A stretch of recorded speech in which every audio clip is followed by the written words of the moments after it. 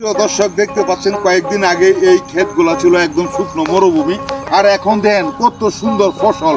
আর এই তারিখে কি বলবো দর্শক, ধানের ফসল যে হয়েছে, প্রচুর ফসল হয়েছে। এই যে দেন ধান গাছগুলো একটা মোটা মোটা হইতাছে। আরে এই তারিখে পেট ভরিয়া ভাত খাওয়ান যাইব নেত্রকোনার এলাকার মানুষেরা।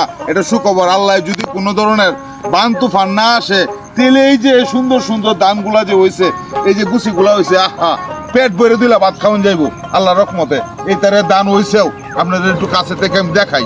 তো সুপ্রিয় দর্শক, এই যে দেখতে পাচ্ছেন ধানের গুছুগুলো দিচ্ছে, প্রত্যেকটা ধানের বীজ আপনার অনেক কি বলবো আপনার হৃষ্টপুষ্ট হইতাছে। ওই যে দেখায় আপনাদেরকে খুব কাছ থেকে, খুবই সুন্দর ফসল হইতাছে।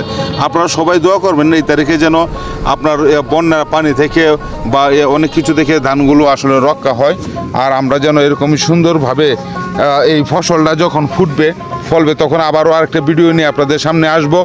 তো আসলে হয়েছে কি, আমরা যেহেতু গ্রামের মানুষ, আসলে বিষয় হচ্ছে এই ধানে যদি খেতে যদি ধান না হয় তাহলে আমরা খাবো কি? আর আমাদের এলাকার মানুষ আসলে বাতে মাছে, আমরা বাঙালি, আমরা নেত্রকোনা এলাকার লোক, আমাদের গোলা ভরা ধানের প্রয়োজন হয়, আমাদের প্রচুর ধানের দরকার।